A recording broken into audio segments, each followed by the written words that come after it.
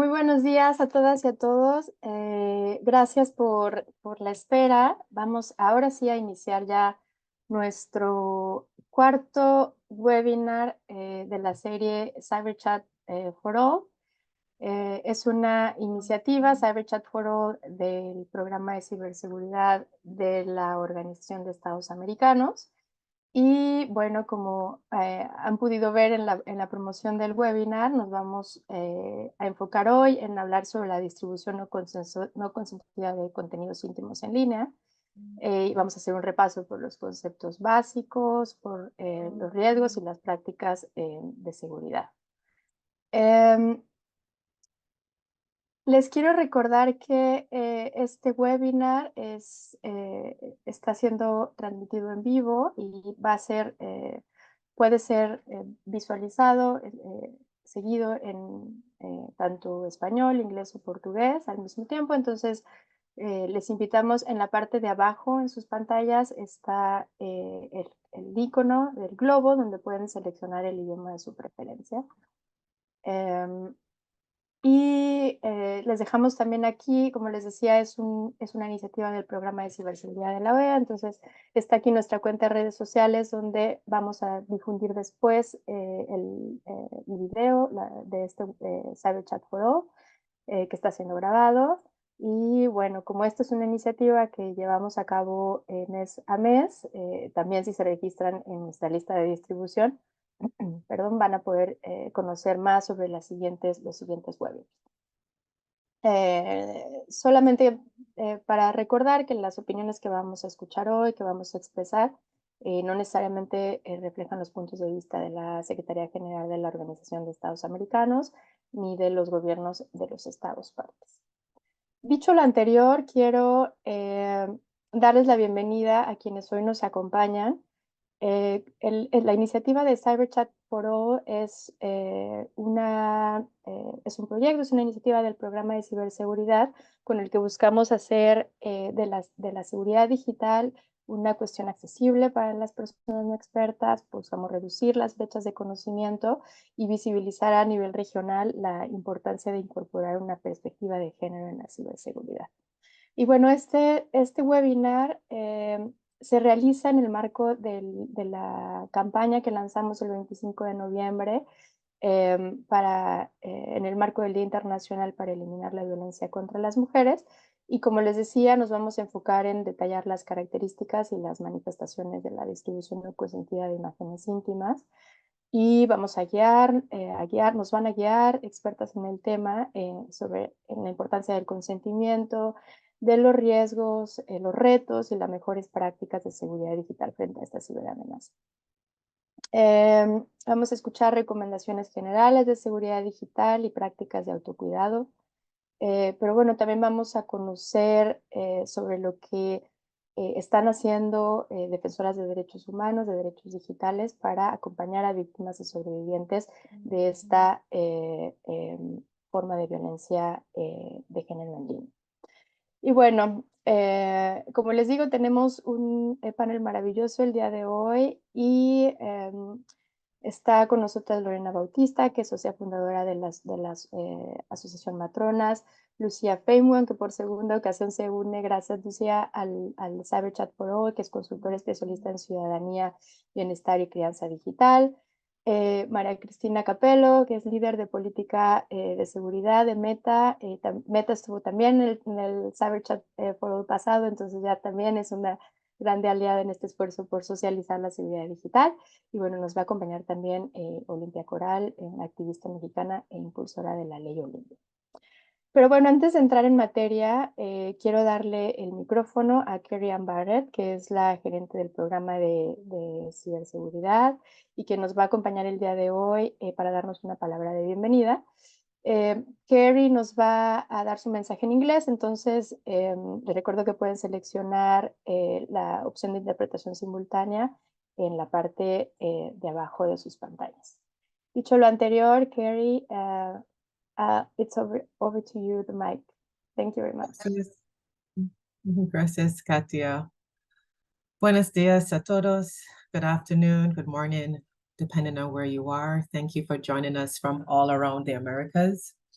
On behalf of the Executive Secretary of the Inter-American Committee Against Terrorism of the Organization of American States, Alison August-Trepel, I would like to warmly welcome you to our fourth webinar of our Cyber Chat for All series. As Katia said, we have been promoting this to foster gender-sensitive cybersecurity information for everyone to be able to improve their daily lives. Today's Cyber Chat for All aims to promote greater regional awareness about the characteristics, as Katia said, of non-consensual dissemination of intimate images and strategies to prevent this.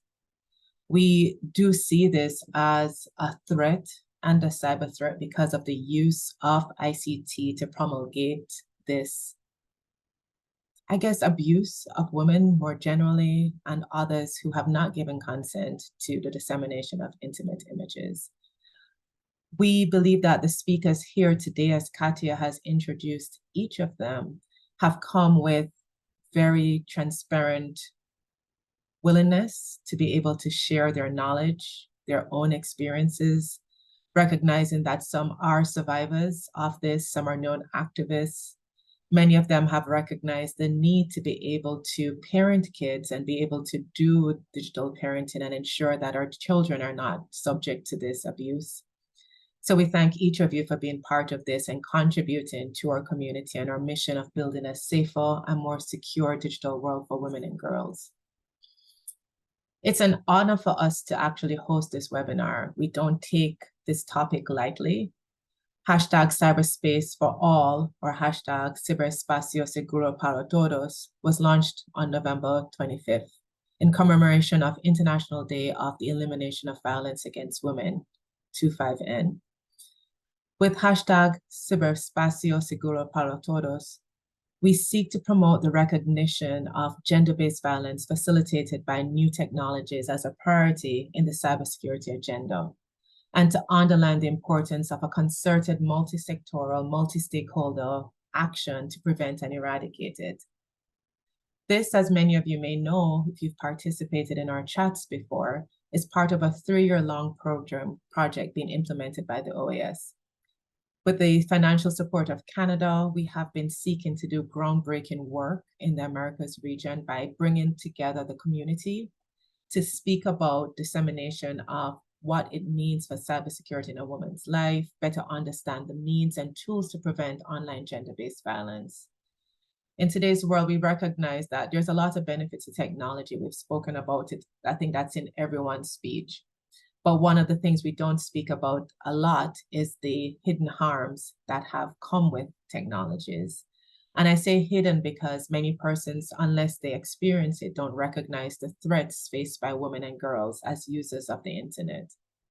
As we will see in the webinar today, there are certain types of cyber attacks and cyber threats that are rooted in gender-based discrimination and violence that specifically affect women and girls.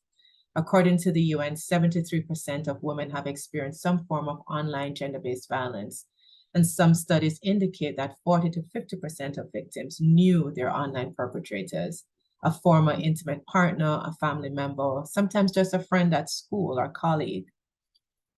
Moreover, we know that these harms are no different from those that occur offline. It damages someone's confidence, it damages their ability to socialize, and many of them are unable to even engage again. It affects their identity, their personal development, their freedom, their privacy, what their sexual and economic integrity looks like for the future, and it limits their use of the internet as a result. Today, we aim to emphasize that non-consensual sharing of intimate images is one of those cyber attacks that have long-term impact. It's a critical gender component that must be addressed, and it's a systematic approach that's needed. Studies on this subject show that 90% of victims are women and girls, so it's not something that we're just conjecturing to say, oh, women and girls need special attention. We do need special attention because we are victims that oftentimes are overlooked online. To address this issue in navigating the space, we have convened this webinar. We ask that you be respectful of the information and content that will be shared, that you recognize a lot of this are copyrighted, some of this are personal experiences, and we ask that you be very respectful in your comments and how you share the content of this webinar. We believe that as the pandemic and we came out of the pandemic, the violence against women have increased online, and it requires a specialized cybersecurity lens to be able to address it. We thank you all for joining us over the past few months, and we look forward to engaging with you in the future dialogues that we'll have in 2024. We thank each of you again as experts for making the time to be with us in this webinar. And we are honored to continue to promote exchanges like this from the floor of the OAS. So on that note, we hope that the content here will be useful, that you'll be able to share and empower other women in your lives as you learn from us and from the persons who have given up their times today. So thank you, Katia, and over to you. Thank you, Carrie. Thank you very much. Muchas gracias. Brinco ahora a español. Habiendo escuchado a nuestra gerente del programa, ahora vamos a movernos a materia y voy a ir dándole el uso de la voz a las colegas que hoy nos acompañan. Cada una hablará en promedio 13, 15 minutos. Les invito a que nos escriban sus dudas en el chat. Vamos a buscar responder las dudas conforme se vayan escribiendo, y si no, también al final esperamos tener una sección dentro del programa para poderlas responder en vivo. Y bueno, la primera a quien invito a intervenir hoy es a Lucía Feynman. Como decía, es la segunda vez que nos acompaña, entonces estamos contentas de que se haya sumado tanto a nuestra campaña como a esta intención de poder visibilizar la distribución no consentida de imágenes y videos. Lucía es consultora, como decía, especialista en ciudadanía, bienestar y crianza digital, y tiene más de 10 años de experiencia e investigación en el cruce entre cultura, educación y tecnologías digitales, y una amplia experiencia también en formación docente, así como asesoramiento a instituciones educativas. Y entre los varios proyectos que ha liderado sobre ciudadanía digital en Argentina, Paraguay y Uruguay, ha trabajado con Meta, con Google Media, con Telefónica y entre muchos otros partners. Entonces, le quiero dar la palabra. Lucía nos va a platicar sobre qué entendemos por difusión no consentida de contenido íntimo, cuáles son los riesgos, los retos que ve en el tema, y bueno, algunas prácticas de prevención, de autocuidado y seguridad digital que nos recomienda. Te lo dejo, Lucía. Muchas gracias por acompañarnos. No, muchas gracias a ustedes, Katia, y el equipo por invitarme. Es un placer estar por segunda vez, como decían. La verdad es que me da mucho orgullo que existan estos espacios para visibilizar estas temáticas también desde una perspectiva de género, que no es poco y que es fundamental. Yo me basé un poco en esto, en una presentación para acompañar lo que voy a ir contando, para contarles un poco más allá de las temáticas y entender de qué hablamos, ¿no? Cuando se habla de distribución no consentida de contenido en línea, también pensar por qué estamos hablando de una cuestión de género, y contarles, yo recién escuchaba, ¿no?, que cuando me presentaron desde hace más de 10 años estudia, y un poco todas las personas que trabajamos en estas temáticas vinculadas a seguridad, privacidad o riesgos en Internet, nos acordaremos que hace 10 años, 15 años, cuando hablábamos de los riesgos en Internet, se hablaba del ciberbullying, del grooming, del daño a la privacidad, la duplicación de identidad y el sexting, ¿no? El sexting era el nombre de esta temática, que hoy por suerte se reconvirtió porque empezamos a entender que en realidad el sexting en sí no era el problema, sino la posterior violencia que se genera, que es esa distribución no consentida. Y eso es un poco lo que yo quiero que pensemos. ¿Por qué? ¿Ante qué problema estamos? Y sobre todo, entender a quién le afecta este problema. ¿De qué hablamos? Primero, cuando hablamos de distribución no consentida de contenido en línea, hablamos de material, que pueden ser fotos, pueden ser videos, puede ser información personal, que dos personas o bien pueden intercambiar bajo consentimiento. Ahora vamos a hacer un poquito de doble clic en esto, sea por medios privados, como puede ser un chat, un mensaje, un mail, y que una de esas dos personas distribuye, ya sí, sin el consentimiento de esa persona que se la envió. Acá me parece importante saber que en general estas situaciones se da un intercambio. Es importante la palabra intercambio porque las dos personas envían imágenes, fotos, videos, información, y hay una de esas dos personas que luego la distribuye sin consentimiento. También puede pasar que esta persona que distribuye sin consentimiento robe información que otra persona tiene guardada en sus dispositivos, o bien amenace u hostigue para conseguirlas, ¿no? Son diferentes formas, es decir, no siempre la distribución viene de la mano de esta práctica que se denomina sexting, que es el intercambio de imágenes, ¿sí? Por medios privados, sino que puede ser de múltiples formas. La más común es el sexting, que es este intercambio, como decía, en medios privados de información. Ahora, ¿a quiénes les pasa esto, no? ¿A quiénes les pasa que sus imágenes, sus videos, su información privada se les difunda sin que lo quieran? Lo que vemos en el territorio y en las investigaciones, tanto cualitativas como cuantitativas, es que en general la población afectada es, por un lado, mujeres e identidades disidentes, y sobre todo adolescencias y juventudes, ¿sí? Es decir, a las que más les pasa son estas dos formas, estas dos poblaciones. ¿Y qué me pregunto yo? Cuando les pasa a las chicas, les pasa a las adolescencias, y a mí lo que me preocupa cuando veo estas poblaciones a las que les está pasando esto, es que no les estamos preguntando, ni les estamos escuchando, de qué les pasa con esta temática, ¿sí?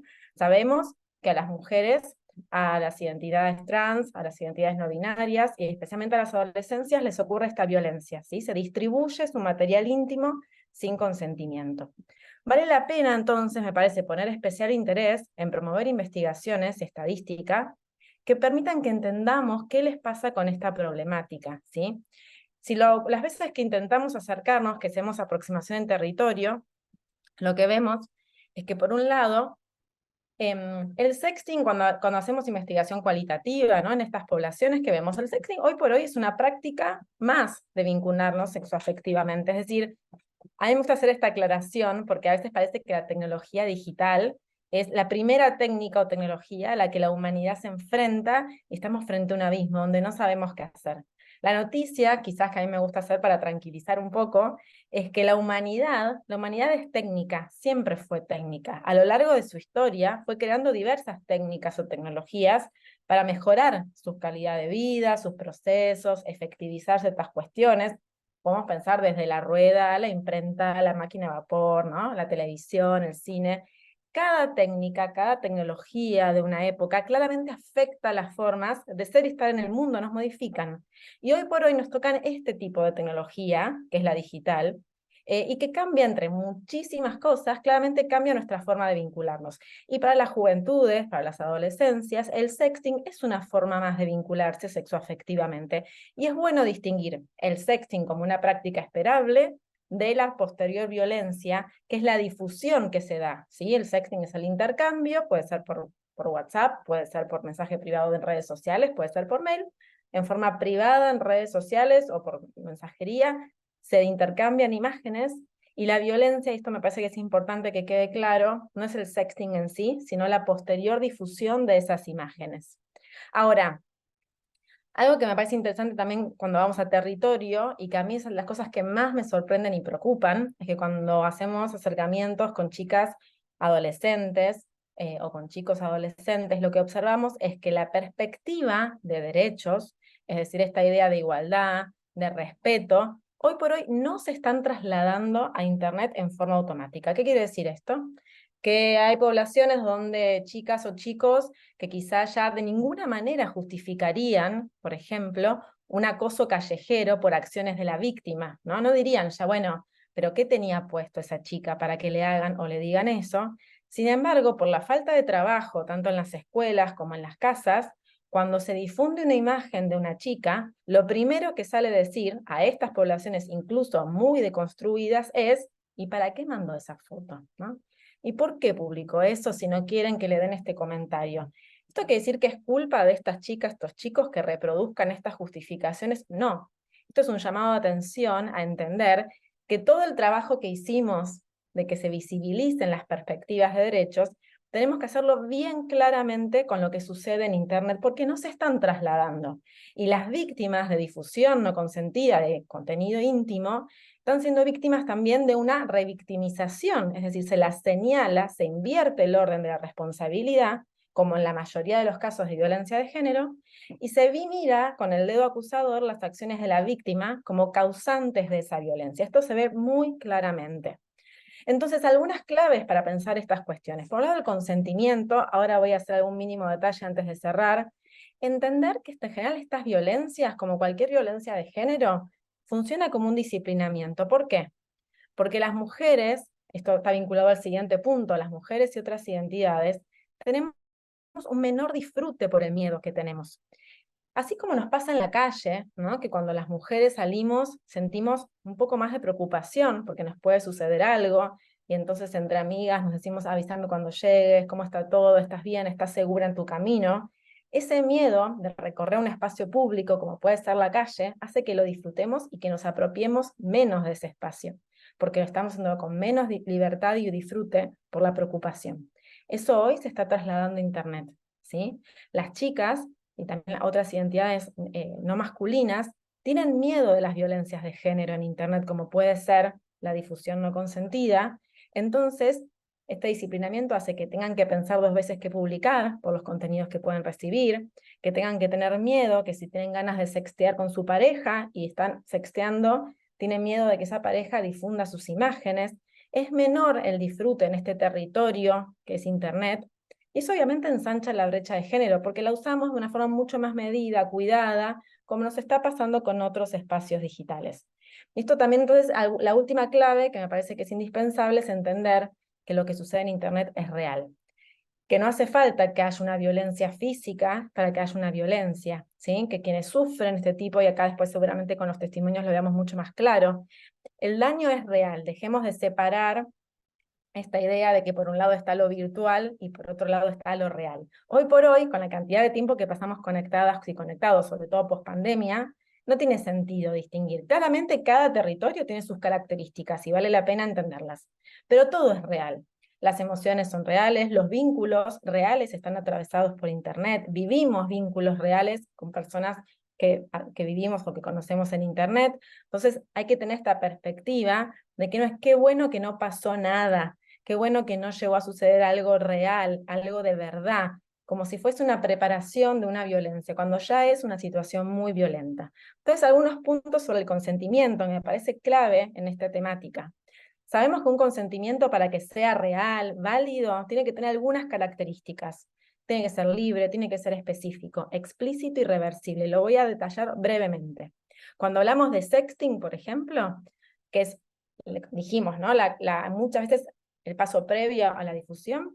Cuando hablamos de libertad, tiene que ser un sexting, una práctica que no sea bajo la manipulación, la exigencia o la amenaza de ningún tipo. Y esto lo aclaro porque cuando indagamos en chicas, lo que vemos es que hay muchísima cantidad de sexting forzado, donde el consentimiento está vulnerado, ¿sí? Yo acá creo que traje un ejemplo, acá.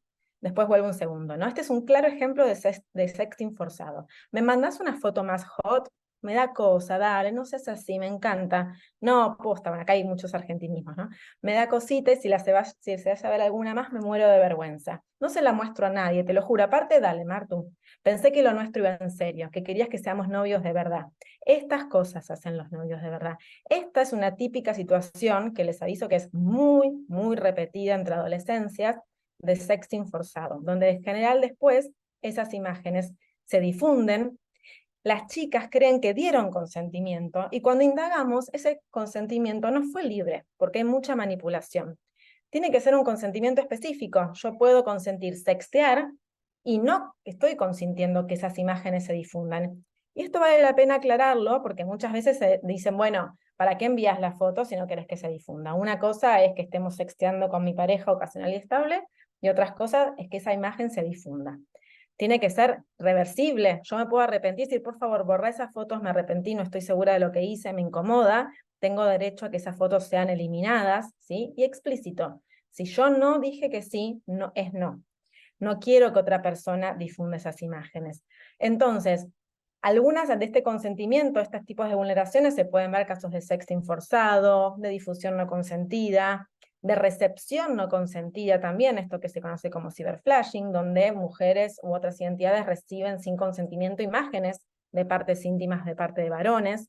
Entonces, algunas cosas importantes es entender que cuando hablamos de consentimiento, entender que hoy por hoy cuando tenemos estas ideas tan que nos rigen, ¿no? Una cuestión de género y de respeto a la salud sexual, que es, este es mi cuerpo, y yo decido quién ve mi cuerpo, tengo que trasladarlo a las imágenes donde aparece mi cuerpo. Yo tengo que decidir y tener pleno consentimiento de quién ve esas imágenes y quién ve las imágenes de otra persona, porque si no estoy vulnerando su derecho. Perdón, me quedé. Y me parece que es interesante para las personas adultas entender qué actitud modélica tomamos. Esto trasladándolo a la crianza y a la educación, ¿no? Cuando ejercemos, por ejemplo, situaciones donde llevamos adelante parenting, que es esta idea de difundir la crianza de los chicos o las chicas, bueno, estamos en algunos casos pasando por alto el consentimiento que estos chicos, estas chicas pueden dar, ¿no? Les pedimos permiso para compartir sus fotos, les aclaramos que si en esa foto aparecen imágenes de sus partes íntimas o imágenes íntimas de cualquier tipo, no las vamos a compartir, les mostramos cómo usamos nuestras redes sociales y que las compartimos porque nuestras redes sociales son privadas y no públicas. Todo eso parte de actitudes modélicas de las personas adultas que es muy importante empezar a forjar desde la primera infancia, ¿sí? Y para ir cerrando, sí me parece importante dejar algunos consejos, porque entendemos que el sexting o que el intercambio de imágenes es una práctica esperable, lógica, de la era en la que vivimos, que más allá de que cada familia pueda dar su debate sobre si está a favor o no, siempre viene bien tener herramientas de autocuidado, ¿sí? Si vamos a practicar sexting, si alguien va a practicar sexting, vamos a acompañar a alguien que lo haga, es importante que, por ejemplo, en esas imágenes no se vean su cara o sus marcas personales, como puede ser un tatuaje, una marca de nacimiento, un lunar. ¿Y esto por qué? Porque si se difunden esas imágenes, evitamos que se asocie la imagen a esa persona. Sabemos que el daño a la reputación de una persona víctima de difusión no consentida es muy grande. Y acá hay una cuestión de género muy marcada. Por algo es una cuestión de género. Más allá de que los casos sean en altísimos porcentajes mayores las víctimas mujeres, el juzgamiento social, cuando se difunden imágenes íntimas, realmente es mucho mayor para cuando pasa con mujeres, cuando pasa con hombres, ¿no? Esta idea de, mira lo que hace, no lo puedo creer, empieza a afectar la vida profesional, académica, el juzgamiento social es otro, y las justificaciones también. Se trasladan muchas justificaciones machistas a esto. Entonces hay que cuidarnos. En un mundo ideal, lo que tendríamos que apuntar es a que nadie difunda imágenes íntimas de otra persona. Mientras eso pasa, o si mientras construimos ese mundo, tenemos que cuidarnos. Y esto lo aclaro, porque no me gusta que quede la idea de que la responsabilidad es de la víctima, que tenga que cuidarse. La primera responsabilidad es quien difunde, pero las personas que queremos cuidarnos tenemos herramientas a nuestra mano, ¿sí? Usar, ahí las plataformas como WhatsApp o como Instagram tienen herramientas muy buenas para mandar fotos efímeras y que nos avisen si se hace captura. Todos son herramientas que suman, ¿sí? Obviamente, una vez que me avisó que hizo la captura, si es que me avisa, en el caso de Instagram, de WhatsApp, no me permite hacerla directamente. Cuando me avisa ya puede ser tarde, pero es una herramienta más. Son todas herramientas que suman al autocuidado, que no se vean rasgos distintivos, poder usar imágenes en plataformas con posibilidad de enviar imágenes efímeras, usar cuando dan la posibilidad también de mejores amigos y distinguir qué tipo de imagen compartimos, empezar a pensar a quién le mostramos estas imágenes y también siempre tener la política de tener buenas contraseñas y autenticación de 2 pasos, porque muchas veces guardamos fotos, imágenes o información muy privada nuestra o de otras personas, incluso de niños y niñas, en nuestros dispositivos, y si esos dispositivos nos son robados o perdidos, cualquier persona puede llegar a acceder a toda esa información nuestra o de otras personas y difundirla. Entonces, buenas contraseñas, siempre autenticación de 2 pasos, una contraseña extra a la galería no viene mal, sobre todo cuando tenemos imágenes de otras personas, que es mucha responsabilidad, ni hablar si son niños o niñas. Y entonces, si ahora sí, para ir cerrando, abordajes generales, evitar siempre, aunque sea el impulso, porque a veces nos pasa, realmente tomarnos 10 segundos, contar hasta 10 y evitar colocar la responsabilidad de las acciones a la persona sufriente, porque muchas veces es nuestro reflejo. ¿Por qué mandaste eso? ¿Por qué publicaste eso? Después podemos tener charlas que busquen reparar y evitar que esto vuelva a suceder, pero en serio es muy importante nuestro primer acercamiento a una persona sufriente, ¿sí? Entender que la responsabilidad es de la persona que está siendo violenta y no de quien sufre. Dimensionar que lo que sucede en Internet es real, no minimizar, no bajarle el precio, decir qué bueno que no pasó nada, esa persona está sufriendo y no quiere que le bajemos el precio a lo que está viviendo. Sí que dimensionemos y que podamos pensar soluciones. y claramente comprender los usos digitales, tener estos relevamientos de cómo están usando especialmente los chicos y las chicas las plataformas digitales, qué plataformas usan, cómo las usan, qué valor le dan, qué intercambios tienen, qué experiencias son significativas, qué habilidades tienen y cuáles necesitan para poder usarla de forma más cuidada y responsable. Creo que ahí estoy bien con el tiempo, no sé si vamos a ir respondiendo preguntas por el chat, pero bueno, espero que haya servido un poquito y muchas gracias. Muchas gracias, Lucía. Perfecto los tiempos y también los contenidos, como bien decías, nosotras dentro del programa de ciberseguridad hemos estado empujando no solo como para un abordaje a nivel macro en política pública de prevención, atención, sanción y erradicación de esta forma de violencia, pero también de empoderamiento de las mujeres, la comunidad LGTBIQ, a través de la seguridad digital que podemos, ¿no? Implementar medidas como identificar que es una práctica de riesgo, pero bueno, con todo y eso, también que tenemos medidas a nuestro alcance que podemos aprender. Entonces, bueno, muchas gracias. Ahí la vamos a dejar y retomamos luego preguntas para el final del webinar. Y sigo ahora con nuestra siguiente speaker, con Olimpia, a quien recibimos la verdad con mucho gusto, porque tenía problemas de conexión y entonces ahora ya se logró conectar.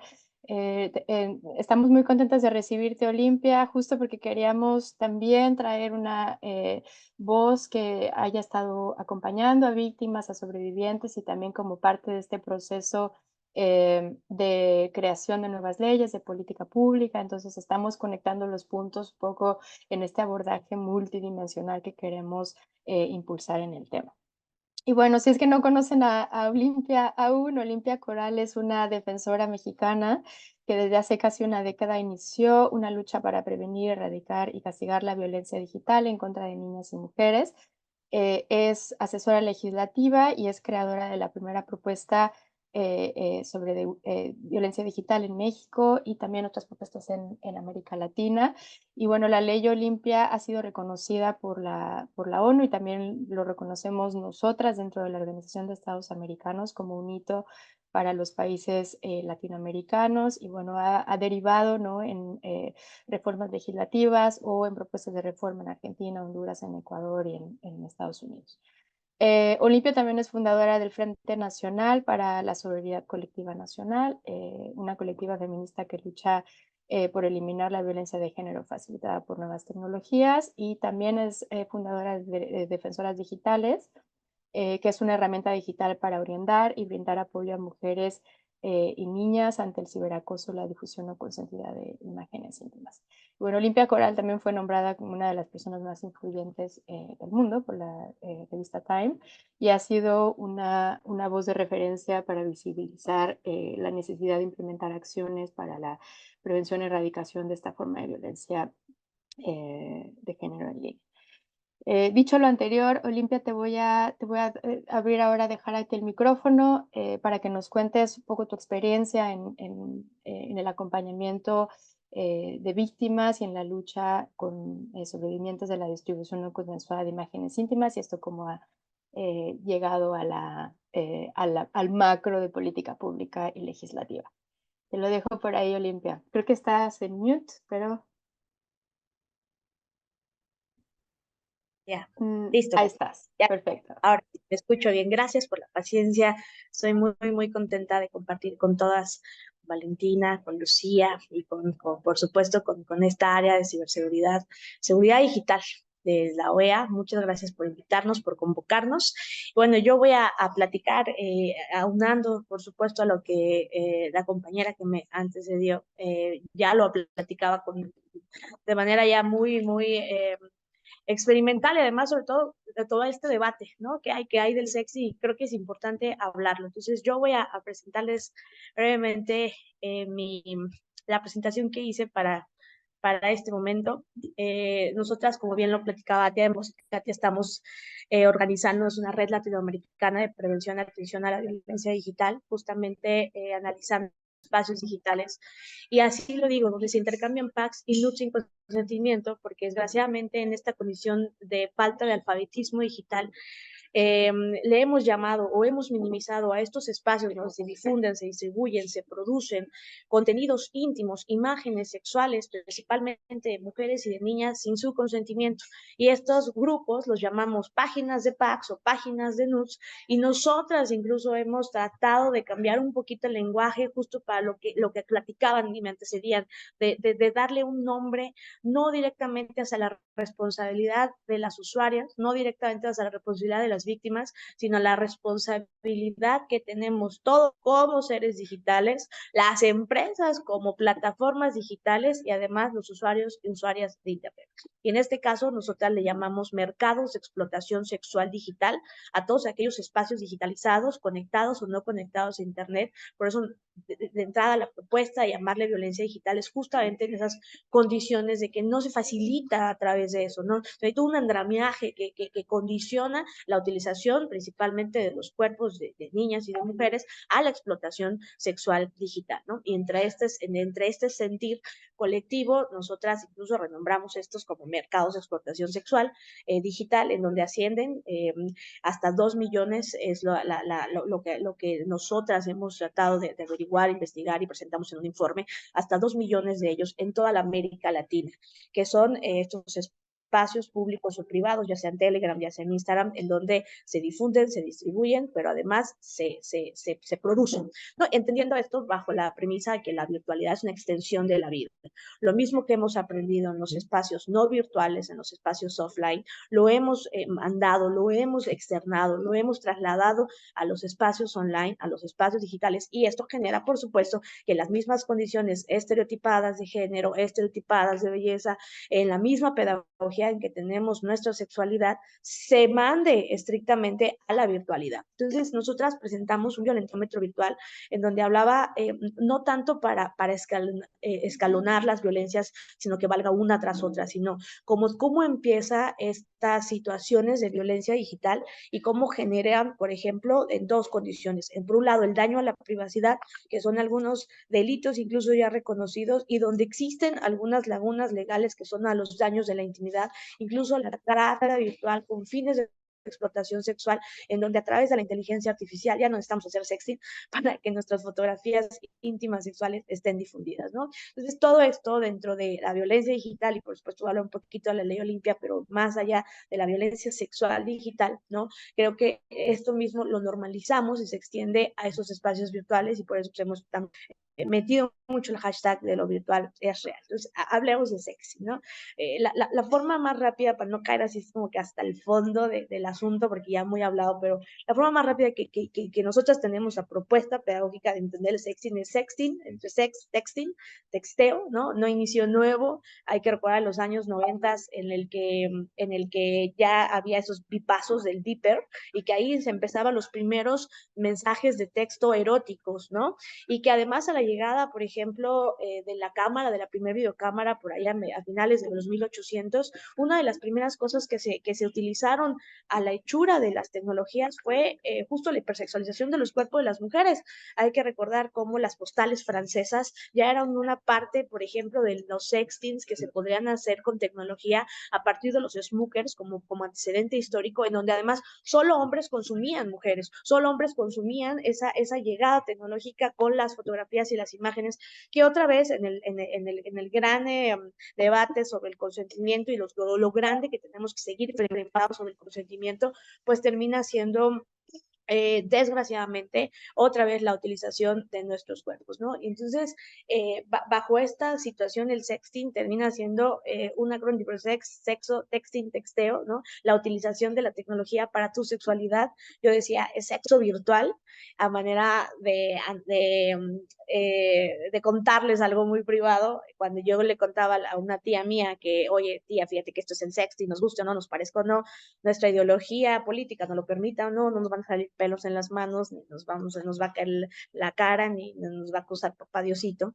Entonces le explicaba qué es el sexting y me dijo, ¿cómo, hija? El sexting, ¿cómo que es sexo virtual? O sea, que se meten los celulares, se los untan, ¿o cómo? Y yo le decía, no, sino que a través de el dispositivo inteligente, a través de la tecnología, lo usamos como medio comisivo para vivir tu sexualidad. Entonces, ahí viene justamente la situación en la que quiero llegar. Si el medio comisivo es el espacio digital para vivir tu sexualidad, si el medio comisivo es este espacio, entonces es importante que sepamos que ante el sexo offline no solamente estamos una persona teniendo sexo ante otra persona, sino hay un tercer ojo, que es el espacio digitalizado, que es la plataforma digitalizada, y no podemos romantizar que este espacio sea completamente seguro para las personas cuando, uno, hay un nuevo colonialismo digital en el cual no todos tenemos acceso a la ciberseguridad, y así como las personas que viven en mejores momentos de plusvalía tienen mejores condiciones a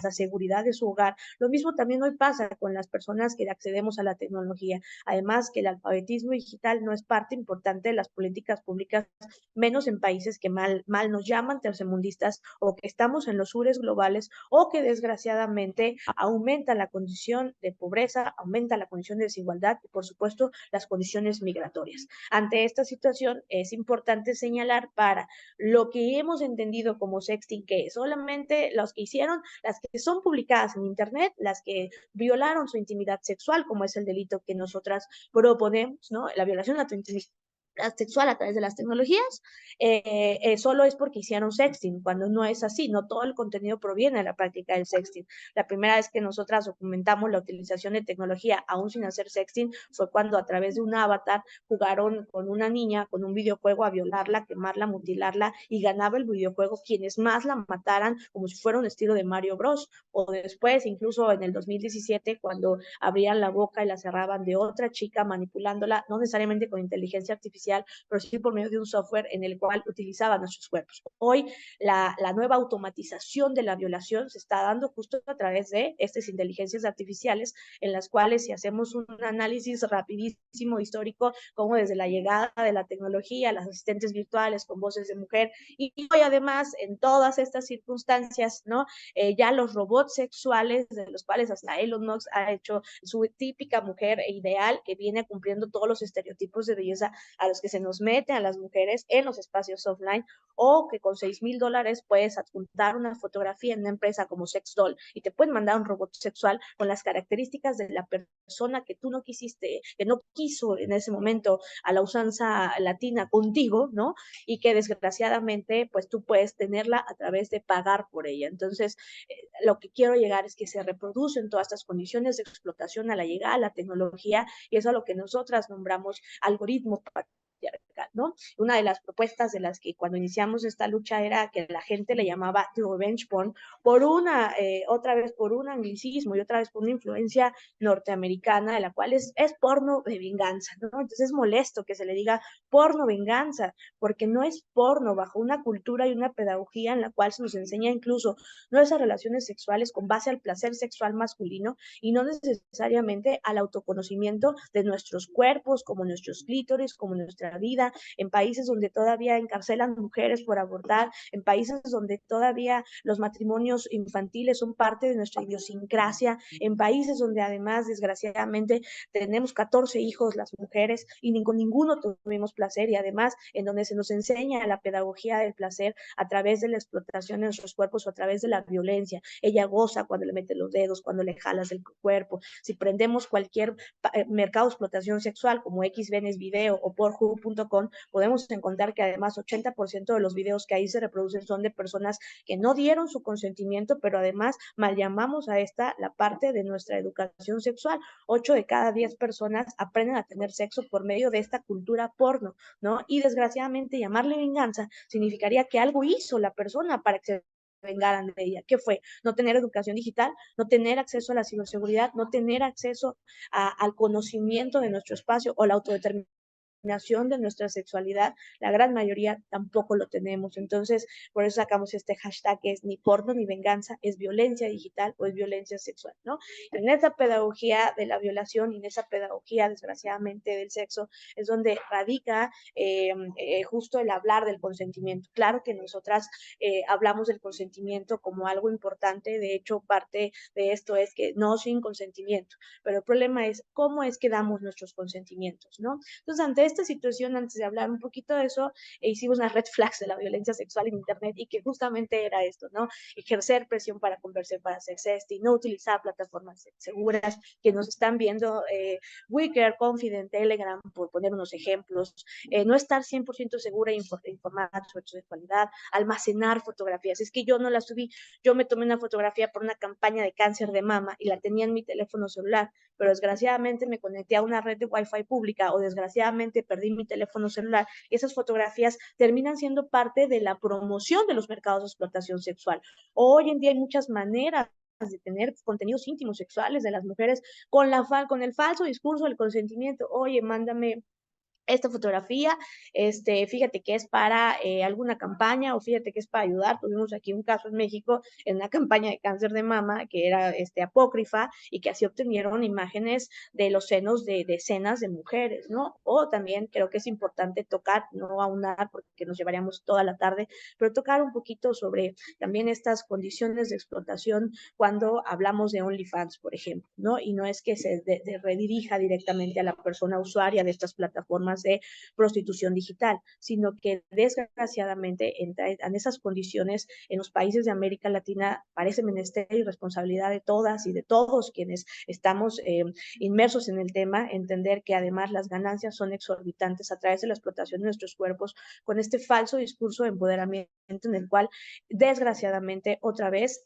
terminan siendo aunando a la pedofilia, a la prostitución, a las condiciones de violencia, pero sobre todo a las situaciones de necesidades de mujeres en las cuales si a mí en la universidad me hubiesen dicho, manda una foto de tus pies para que un señor se masturbe con ellas, no te va a ver tu cara y solamente te mando 200 pesos en un lugar en donde los 200 pesos son muy importantes para nosotras, pues por supuesto que lo hubiese hecho, ¿no? Entonces me parece importante traerlo a colación porque de ahí es cuando hablamos de este consentimiento sexual, que ya lo habíamos platicado anteriormente, pero que me parece importante decirlo porque al final del día, aunque parezca que lo expliquemos y lo expliquemos, un estudio de las compañeras de Ciberguamis en Bolivia señaló que 9 de cada 10 mujeres entre 14, bueno, fue adolescentes, hombres y mujeres, entre 14 y 29 años, que dijeron haber vivido su intimidad sexual a través del sexting, 9 de cada 10 no conocían, no había hablado sobre el consentimiento. Además de todo esto, los 7 de cada 10 de los mismos señalaron que se sintieron inseguros, no satisfechos. Vaya, si estamos rompiendo con la condición conservadora de que no solo tenemos relaciones sexuales para procrear, para dar hijos, que nuestros cuerpos no sirven como fábricas de bebés y que podemos tener placer, la pregunta era, ¿tuviste placer? ¿Tuvimos placer? La respuesta es la gran mayoría no, ni en nuestras relaciones sexuales offline lo tuvimos. La primera vez que tuvimos una relación sexual fue con base a esa cultura porno que desgraciadamente estuvo picando todo el tiempo. Incluso había cosas de las que yo me acuerdo cuando era chiquilla que decían, se te van a hinchar las caderas y te vas a poner más buena y vas a hacer esto. Y a hombres además les enseñaban la pedagogía de su masculinidad con base también a su falo, causando problemas grandísimos de explotación sexual cuando los llevaban, por ejemplo, a consumir mujeres en condiciones de prostitución para hacerse hombres. Y entonces la pedagogía de la sexualidad ha sido con base a lo erótico y no a la erótica, diría Audre Lorde, en una condición además también femenina, ¿no? Entonces por eso es importante para nosotras cuando hablar de sexting, hablar también de que nosotras no consideramos que haya un sexting seguro en una internet insegura, no consideramos que haya un sexting seguro en una internet patriarcal con un algoritmo patriarcal. Eso tampoco significa que validemos la escena del abstencionismo como parte importante de la política pública,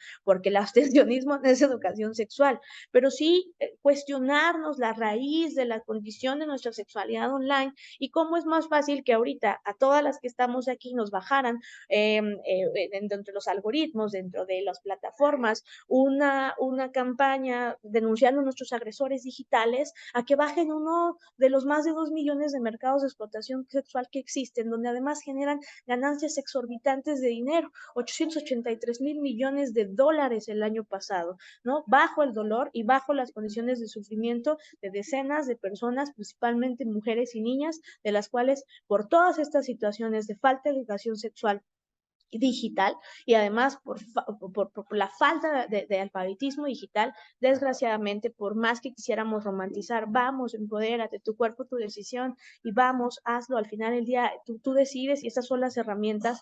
Todavía creemos que no tenemos incluso medidas de protección ante esta situación y hemos hecho varias propuestas. Una de ellas, identificar los riesgos antes de hacer sexting, bajo la premisa no del sexting seguro, porque sería romantizarlo y sería irresponsable para los países en los que vivimos, pero sí creo que sexting menos inseguro, menos riesgoso, y ahí tenemos varias cosas. Una de ellas, y me parece importante traer a colación, es si eres menor de edad, no mandes fotos sexuales nunca.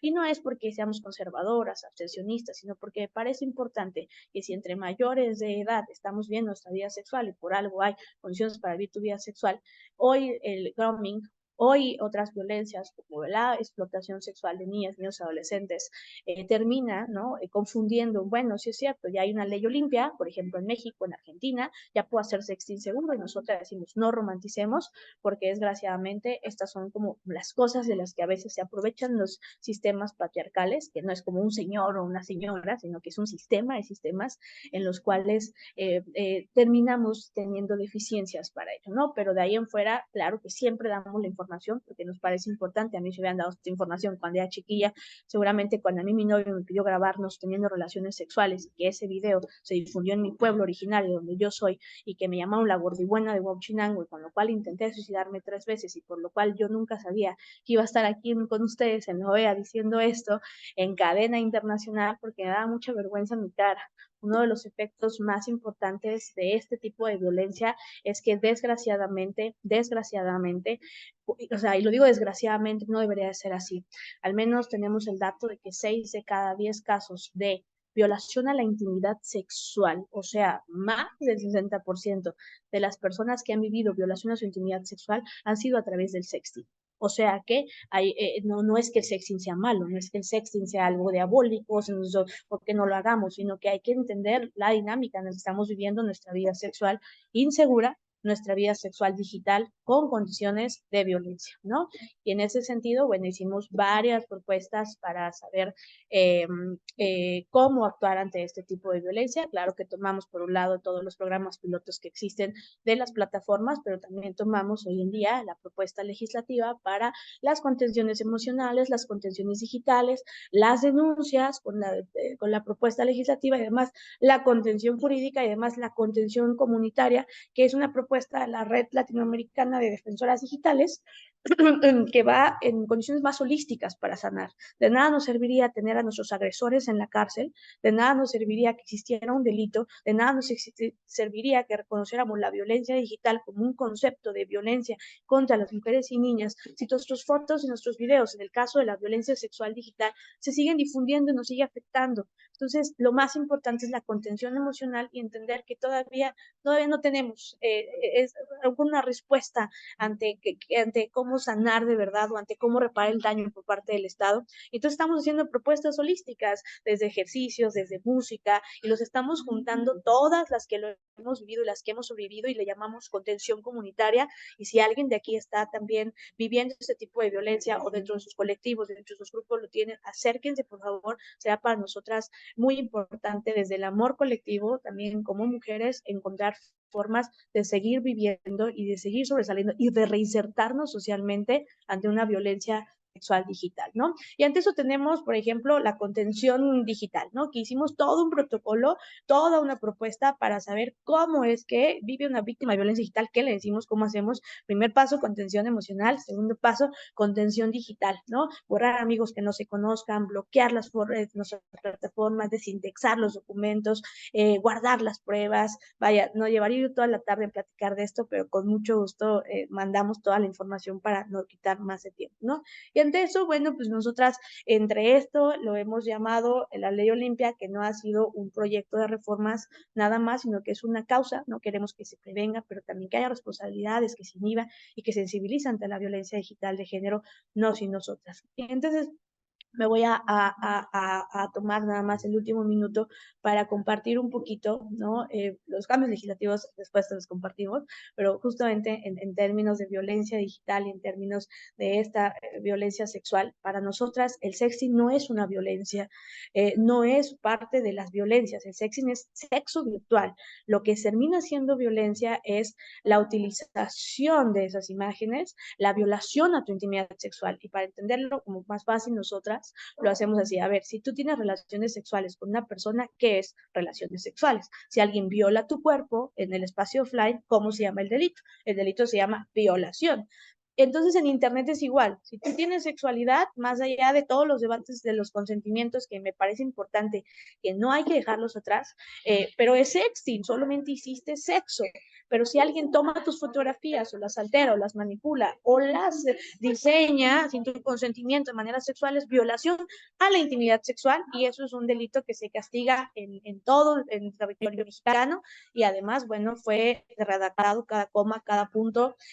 Nosotros hubiésemos querido tener grandes especialistas en muchas cosas, pero teníamos más especialización que nada, que era haberlo vivido nosotras mismas. Entonces, cada punto, cada coma fue parte importante justo de lo que se vivió, para entender que no solo era la reproducción, que no solamente era la difusión, que no solamente eran estos dos verbos rectores, sino además la producción no consentida, cámaras escondidas en baños públicos para tomar fotografías íntimas, cámaras escondidas por debajo de la falda o cámaras escondidas en vestidores de ropa, donde también promovían la producción no consensuada, no consentida, no autorizada de este material íntimo, que además almacenaba los mercados de explotación sexual digital, ¿no? Entonces la violencia digital no solo es violencia sexual. El anterior concepto que hablábamos de violencia digital, hablamos de todo un constructo de daños a los derechos humanos a través de este medio comisivo digital, pero donde creemos que hay más cuentas pendientes, no solo jurídicas, legislativas, sino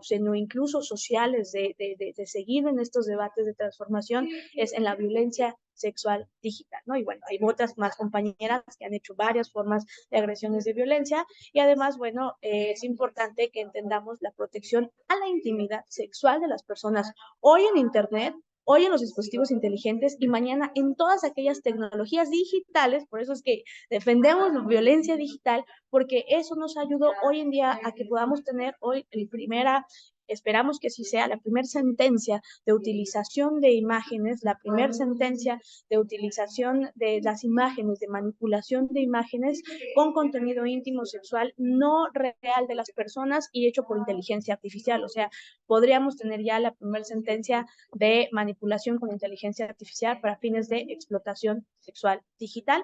Y bueno, hemos hecho una teoría penal del delito. Me la estoy pasando rápido por el tiempo y no comérmelo todo, en donde hablamos justamente de por qué pensamos esto, ¿no? Por la producción, por el contenido, por los sujetos alcanzados, por su alcance, por su afectación. Hicimos una tesis al respecto de la violación a la intimidad sexual y el delito de lo que significaba, ¿no? Que tenía 3 verbos rectores: difusión, producción, almacenamiento, y que ahí hablamos entonces de cómplices, copartícipes y partícipes de este tipo de violencia. Y entonces, como bien lo decían hace rato, es que no es la usuaria, no es para que te dejaste grabar. Sí, todo eso lo hubiésemos mermado con educación digital tal vez, pero no eres tú la culpable, ¿no? Sino quienes le da like, quienes le da compartir. Yo siempre lo digo, una sobreviviente de violencia sexual digital, de la que hayan difundido un video sexual, es como si te violaran sin penetrarte, como si violaran tu cuerpo sin tocarlo. Y no solo lo viola el origen, lo violamos todos cuando le damos like, lo violamos todos cuando le damos compartir, lo violamos todos cuando a través de la digitalidad nos parece que no es virtual, aunque sea real, y también dañamos ese cuerpo, dañamos las situaciones y las expresiones de violencia, las expresiones de daño.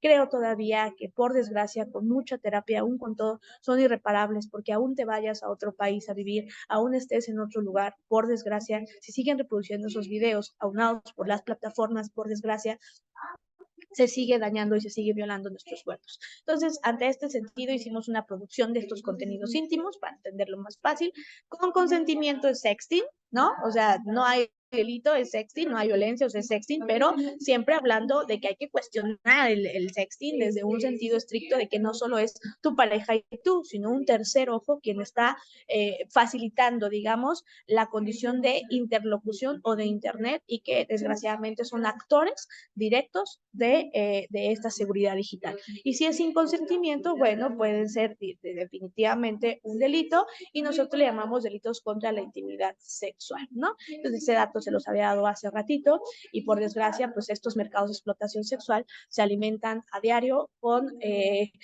las no preocupaciones de también los usuarios y usuarias de Internet. Entonces, ante esta situación, pues ahí mandamos varios, todas esas se las podemos compartir. Hemos hecho muchas campañas, hemos hecho muchas recomendaciones, hemos hecho mucho trabajo.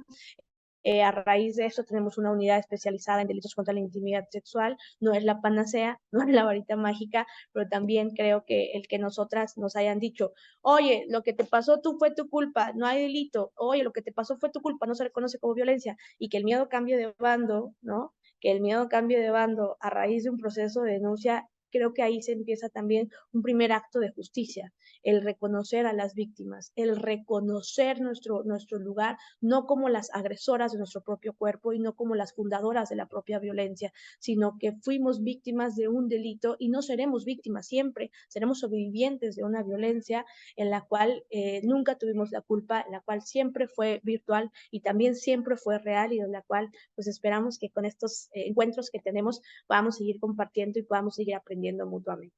Les agradezco muchísimo su atención y por mi parte, por nuestra parte, pues esto. Olimpia, muchísimas gracias. Retomaste, y muchas gracias por ello, una gran parte de los mensajes que queremos mandar cuando hablamos de un abordaje integral de la distribución no consensuada de imágenes íntimas, el tema del continuum de violencia, ¿no? Que ahora es el on-life, le hemos llamado. Como hay un continuum de violencias, ahora hay un continuum digital, ¿no? Online, offline, analógico, entonces eso es importante retomarlo. Muchas gracias. Y también esto de la confusión en términos, que es parte de la campaña que lanzamos, como darle el nombre a las cosas como son, ¿no? Entonces esta distinción de sexting, dejar de utilizar pornovenganza porque genera clics en las notas de prensa, ¿no? Poner énfasis en distribución no consensuada, no consentida, precisamente para abordar el tema de consentimiento. Entonces, bueno, te agradecemos mucho. Y por ahí hay varias personas, al final vamos a dejar un espacio para que nos puedan decir a nuestras speakers con quién, en dónde les pueden contactar, pero bueno, hay por ahí algunos comentarios para ti. Dicho ello, voy a ahora pasarle el micrófono a Lorena Bautista. Lorena, ¿andas por ahí? Que te veo con tu cámara. Ahí Hola, estás. sí, aquí estoy. Hola Lorena, ¿cómo estás? Muchas gracias también por acompañarnos.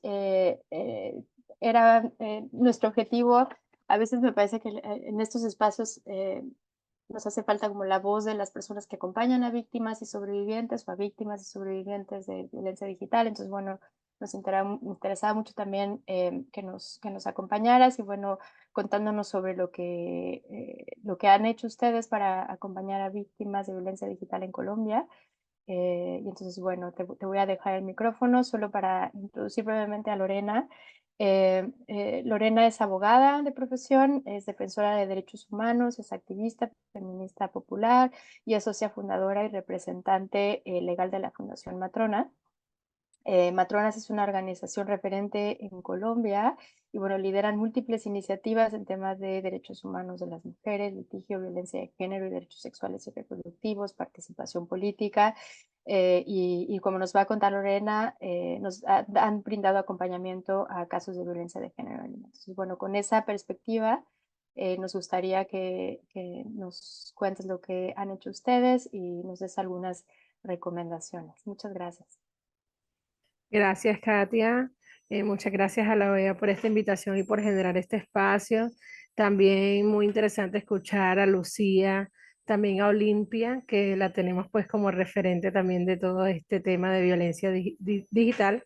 Y bueno, cuando me contactaron, me dijeron específicamente que la intervención fuese dirigida a contarles y socializarles una experiencia que tuvimos en Colombia de un caso de violencia digital que impactó no solamente nuestra ciudad, que es Barranquilla, sino también se difuminó por todo el país. Esto fue el caso de el chat Babados Barranquilla, que también se conoció que había Babados Bogotá, Babados Colombia, Babados Bucaramanga, es decir, chats de Telegram y cuentas de Instagram de ciudades principales de Colombia en el que se estaban difundiendo contenidos sin ninguna autorización y que terminaron ahí confabulándose también varios delitos como las amenazas, la extorsión, también pues obviamente la publicación de estos contenidos sin consentimiento.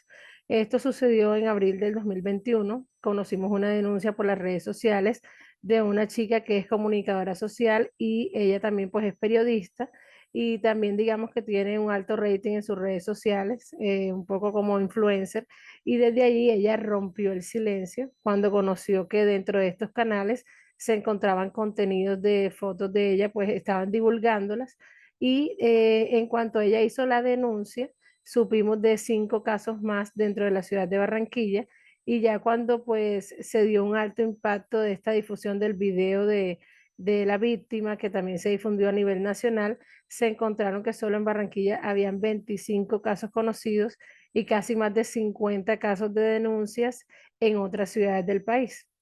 ¿Qué acontece ahí en materia legal dentro de Colombia? No existe todavía tipificado el delito de violencia digital. Hay una ley que reconoce las violencias basadas en género y generalmente cuando se da una conducta penal lo que se hace es que se transversaliza el enfoque de género y pues se le da esa perspectiva, pero se configuran otros delitos como injuria y calumnia, que son delitos que también son desistibles, que son querellables, o sea, que requieren que la persona víctima se acerque a la institución.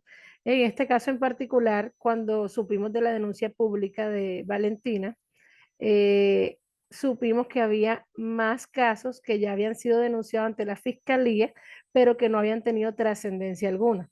El caso de Valentina, yo pienso que tuvo bastante incidencia, fue también por el acompañamiento de las redes feministas, no solamente aquí en Barranquilla, sino a nivel nacional se dieron muchas alertas, no solamente activando las rutas de las organizaciones, haciendo acompañamiento jurídico, acompañamiento a las víctimas a hacer las declaraciones, porque estas personas que rompieron el silencio, las primeras víctimas que alzaron la voz aquí en la ciudad de Barranquilla, se vieron amenazadas en su integridad y su vida.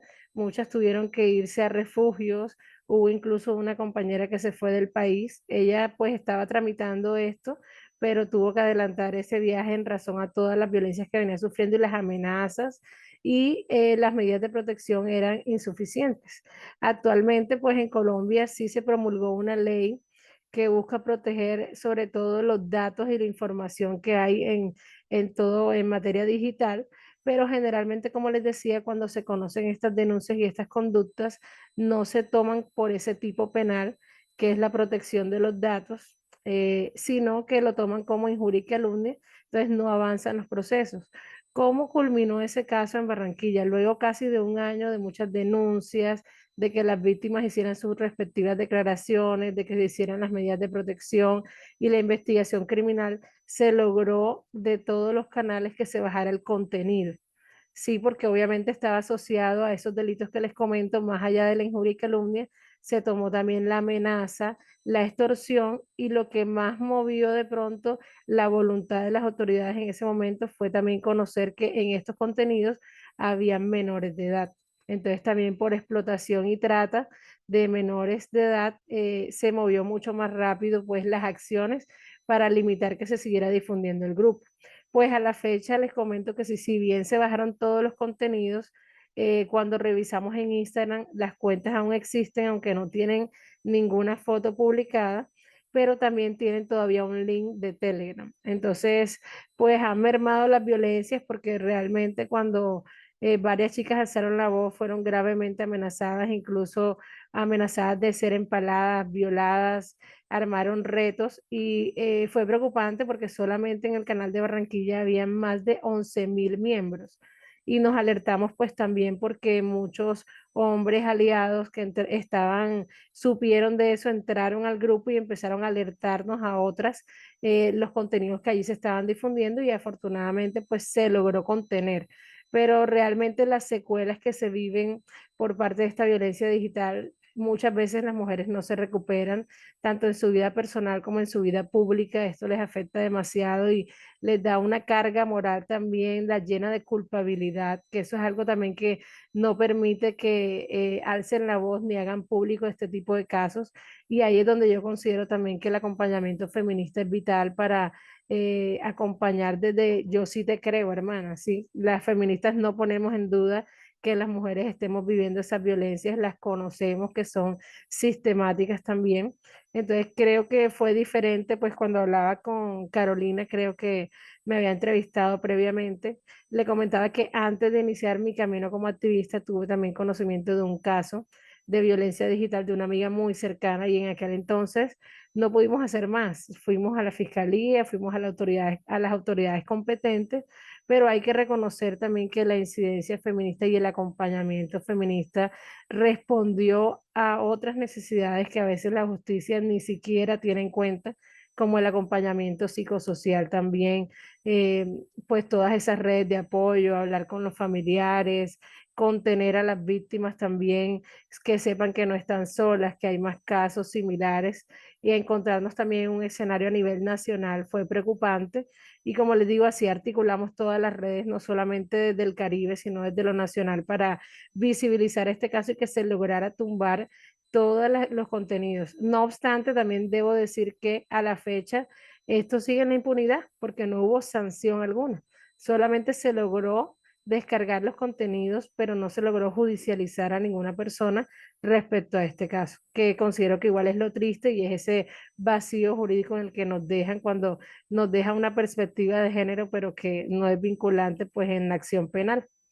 Yo dejaría por ahí mi intervención, que era compartirles pues esa experiencia que tuvimos de Barbados y que fue pues fructífera en una parte, pero frustrante por otra, pues quedamos aún expuestas, sigue el canal de Telegram, aunque se descargaron los contenidos, y también de cómo ver que la presión es la que hace la incidencia también dentro de las autoridades, que la voluntad no es voluntad, sino una respuesta a ese reclamo que se da también de los colectivos feministas.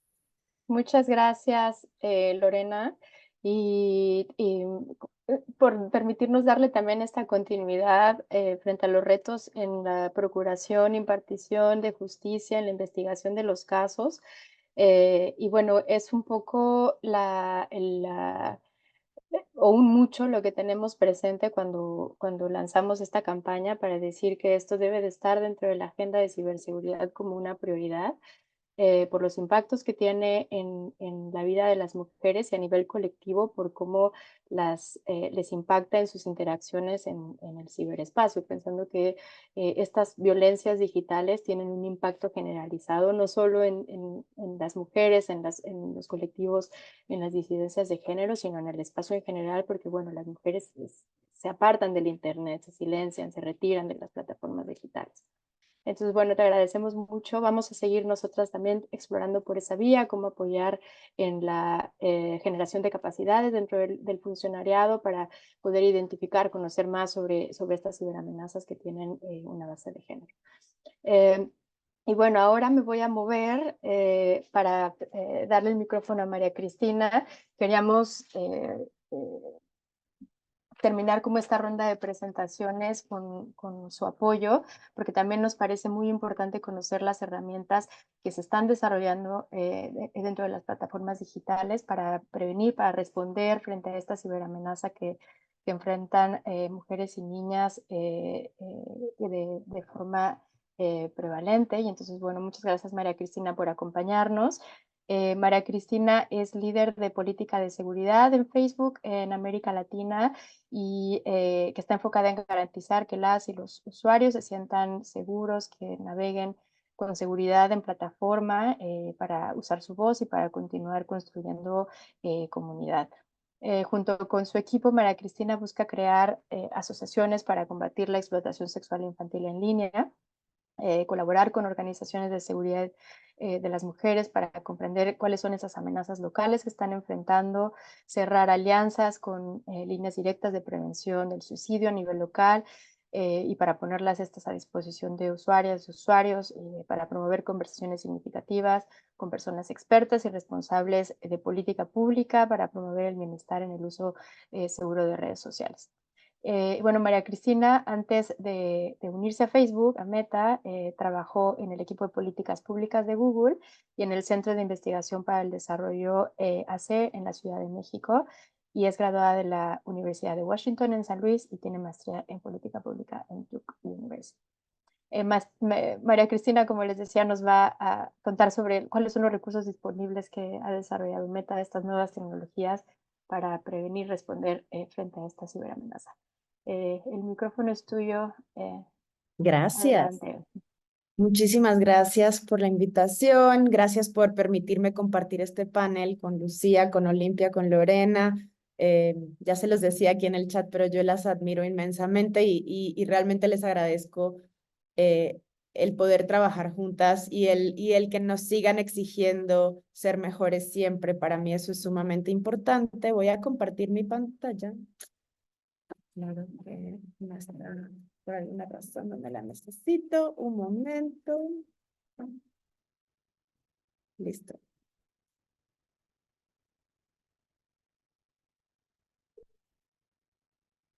Lo que quería contarles hoy realmente y gracias por el espacio es cómo nosotros abordamos la seguridad de las personas en Meta y específicamente lo que hacemos para el lado de prevención, atención, detección de la difusión de imágenes íntimas sin consentimiento como uno de los abusos que desafortunadamente fue de los primeros que vinimos observando desde, no sé, les voy a decir 2016, más o menos, de que empezaban a escalar y si bien no lo hemos resuelto como sociedades.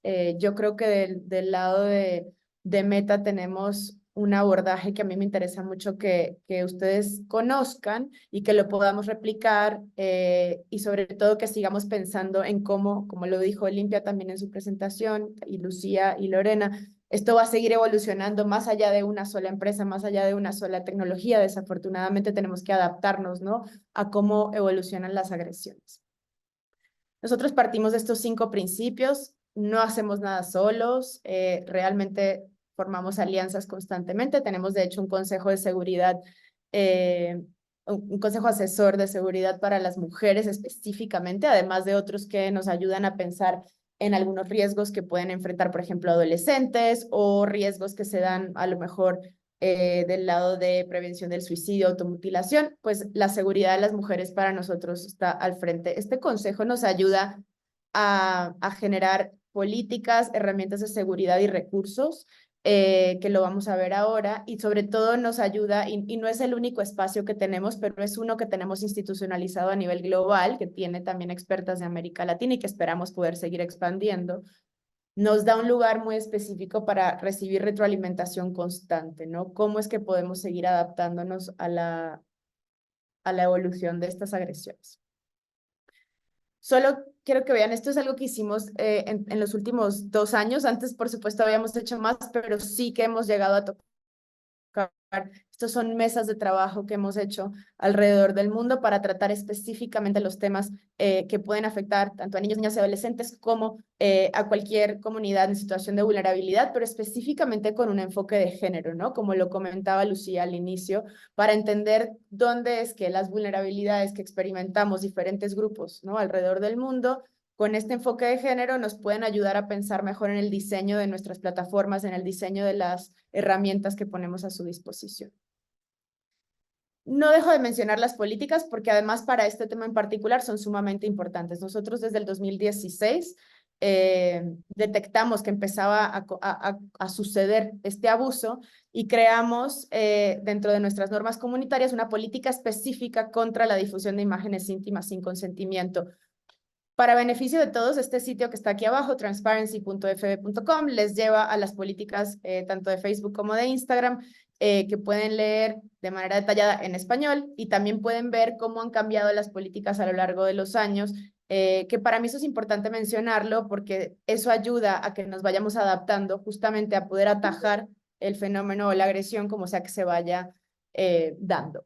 La política contra la difusión de imágenes sin consentimiento, como les dije, existe ya desde hace mucho tiempo. Cualquier intercambio no consensuado de imágenes íntimas viola las políticas tanto de Facebook como de Instagram, también en los mensajes privados.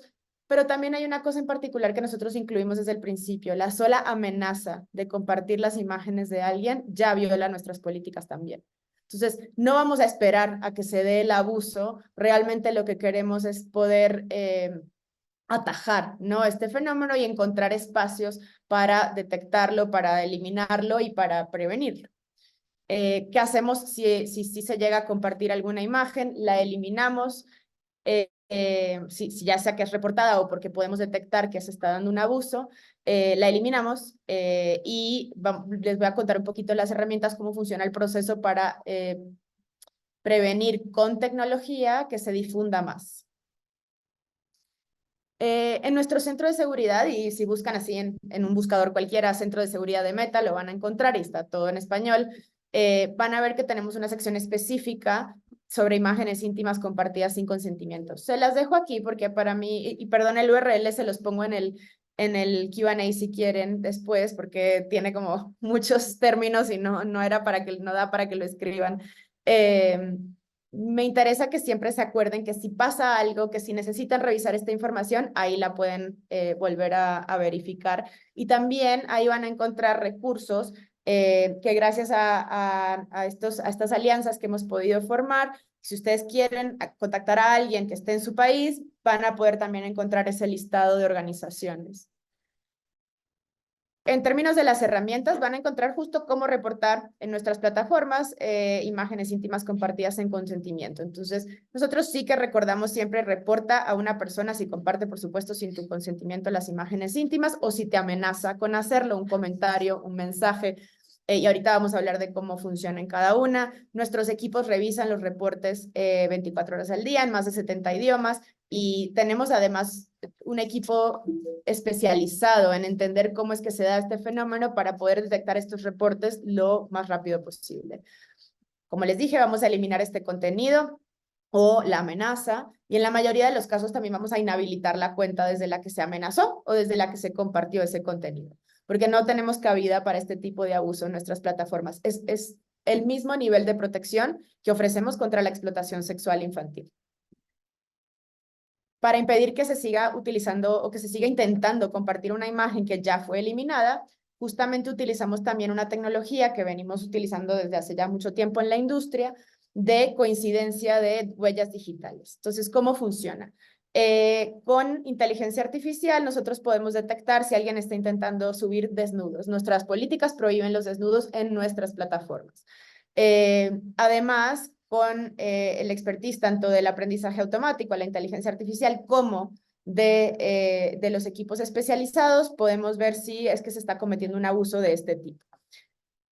Cuando eliminamos una imagen o cuando detectamos este intento, nosotros extraemos de estas imágenes o videos una huella digital. Háganse cuenta, es una serie de números y letras que nos permiten solamente mantener ese identificador, porque no, por supuesto, eliminamos el contenido y no lo vamos a tener guardado de ninguna forma. Si alguien intenta volver a compartir esa imagen o ese video, la propia inteligencia artificial puede detectar si hay una coincidencia de esas huellas digitales. Una imagen, un video mantiene una huella digital a lo largo de su existencia en Internet. Y podemos entonces eliminar ese intento, ¿no? Y por supuesto tomar las acciones correspondientes con esa cuenta. Cuando ustedes van a reportar, y esto es tanto para Facebook como para Instagram como para los mensajes privados, en mensajes privados de Instagram o en Messenger simplemente es dar clic derecho para que salga la opción de reportar y ahí van a seguir este mismo ciclo. Van desnudos, se comparten imágenes privadas. Me quedaron mal. La primera es la del medio, la que dice desnudos, así es reportar un problema. Después se comparten imágenes privadas y al dar ahí pueden reportar directamente.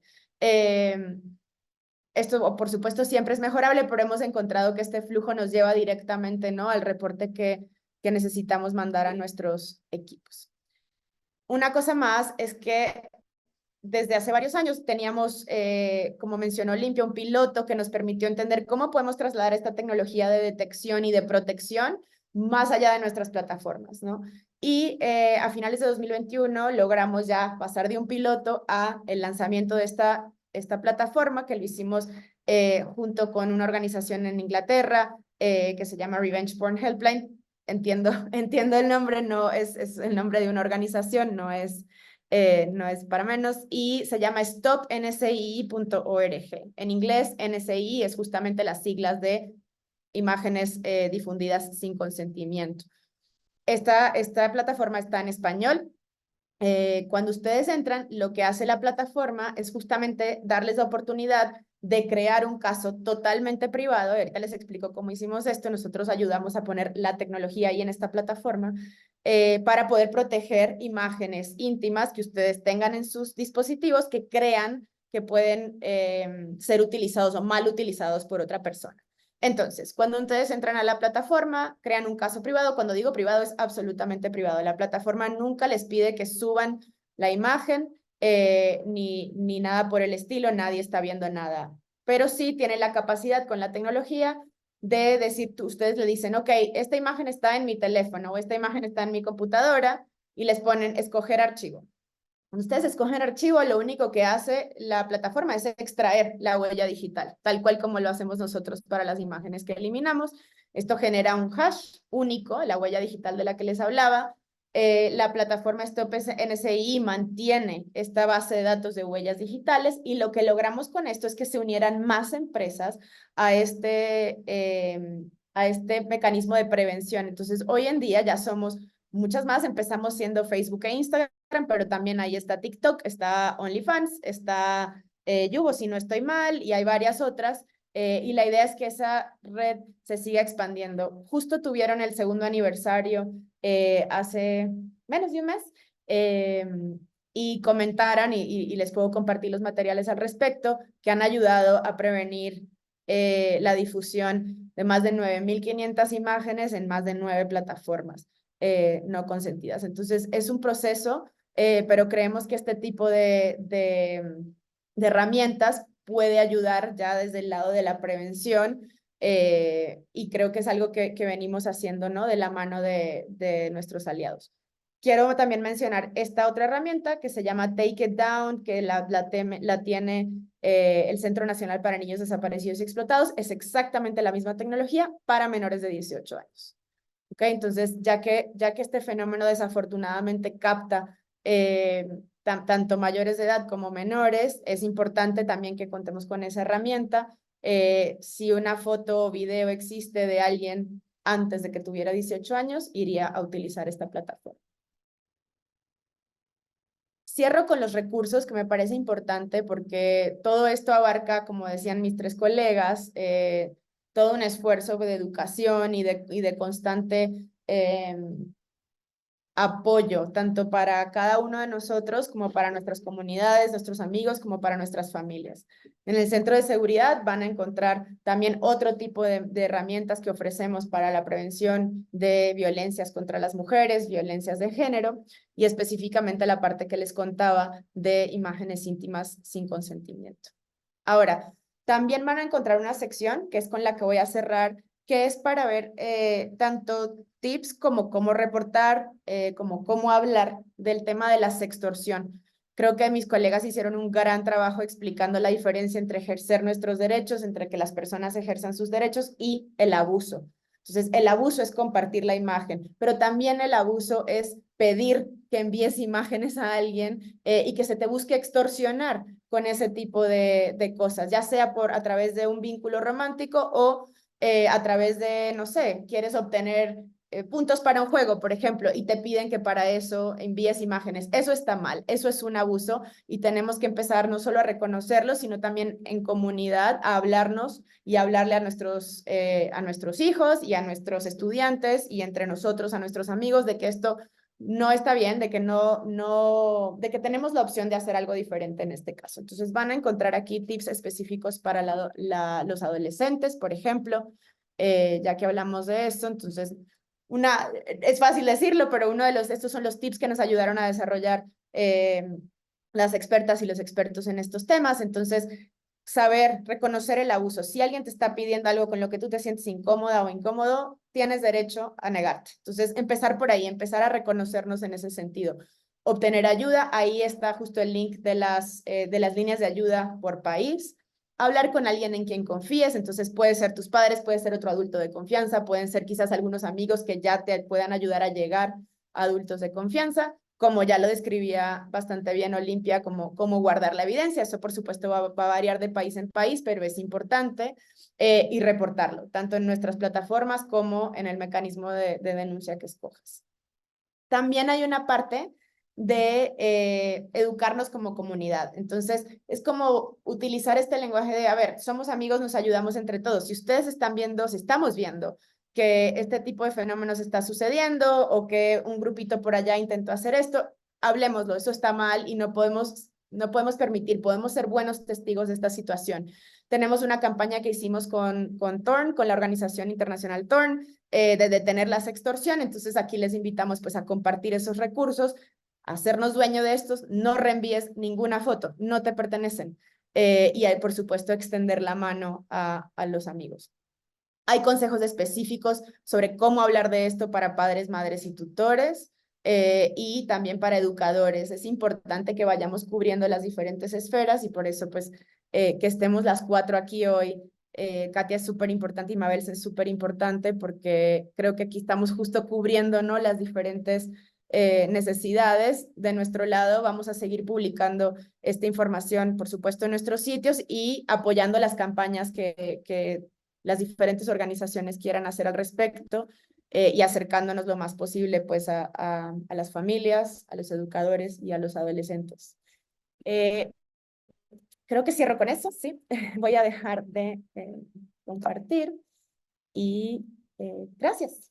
Eso es todo por ahora.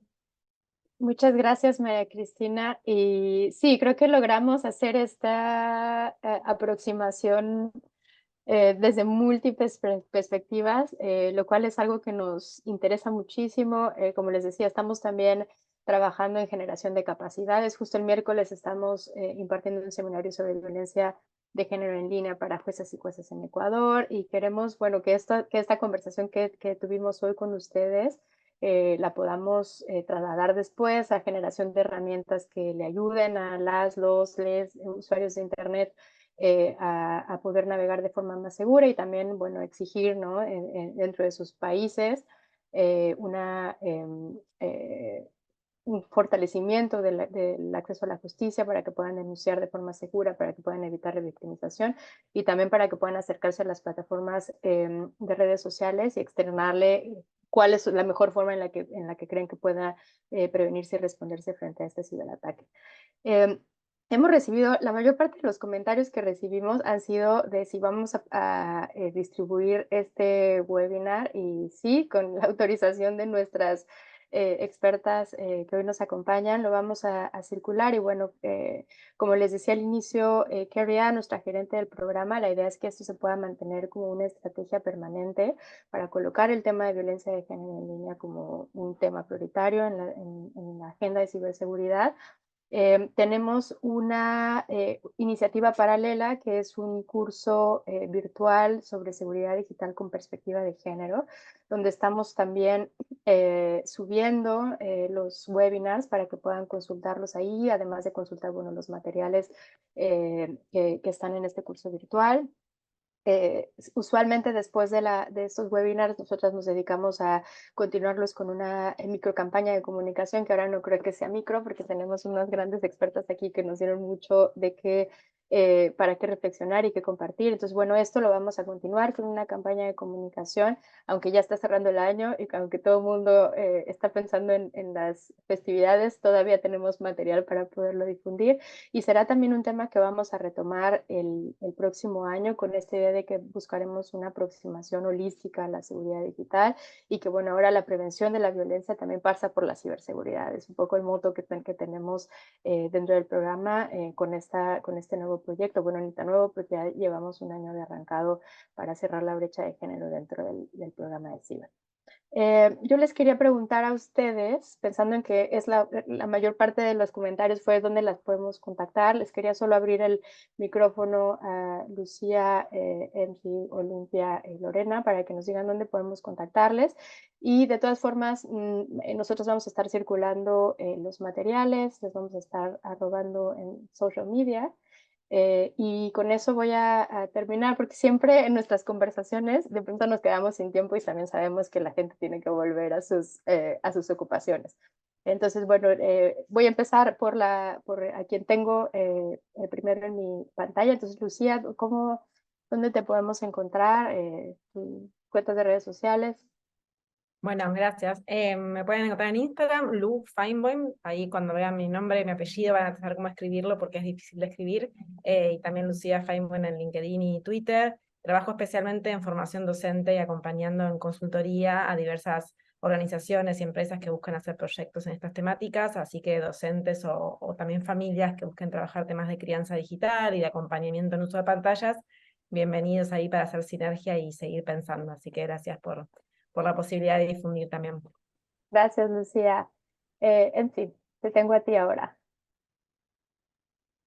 Bueno, ¿dónde me pueden encontrar? Esa es la pregunta que quieres que me Sí, sí, porque había un comentario ahí Sí. de...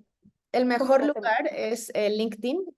Si quieres, ahorita te paso. Es María Cristina Capello en LinkedIn. Ahí con mucho gusto. Y ahí además ahí estoy publicando justo este tipo de herramientas constantemente. Con mucho gusto ahí me pueden encontrar. Muchas gracias. Olimpia.